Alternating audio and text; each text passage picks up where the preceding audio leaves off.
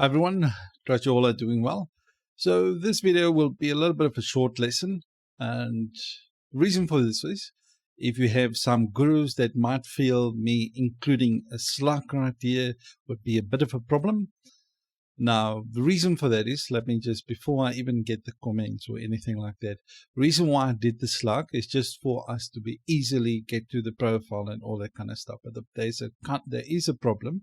Because if you have your database, your migrations right here, if you have users with the same name, all right, then you're going to have slugs that will clash with one another. All right. So the other problem that you can have is you can add a unique attribute like this, the unique, like this. You can add it right there. Now the problem with that is some users, if they register with that name, they're going to have a problem. Right.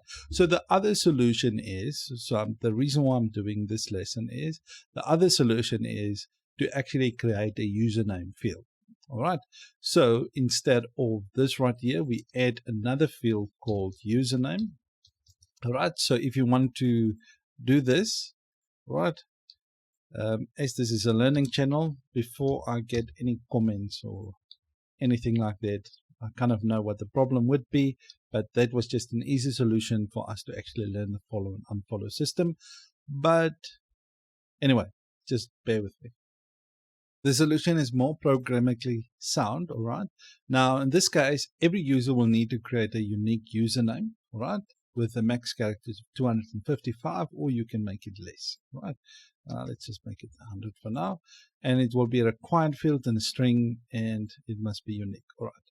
So that will be a validation, all right? And then we're going to use that input field, and when we're going to create the user. All right, so that's the first thing.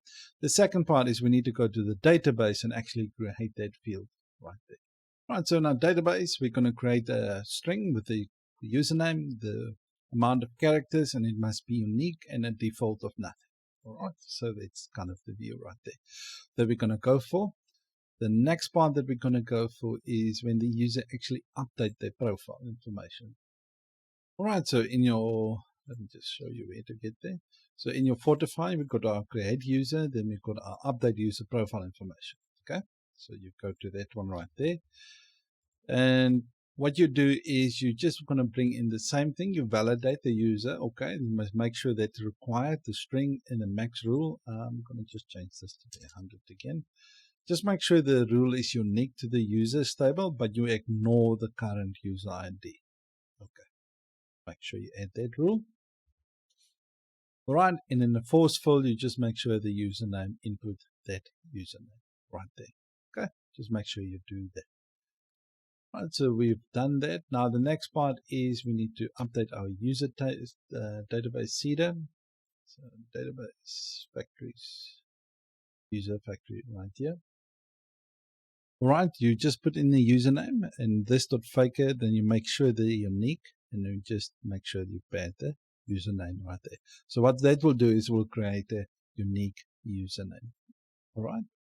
So the next part is we need to go to our seeder, users table seeder right here, and obviously change the slug to the username. So I'm just going to do this, and I'm just going to put the username like this.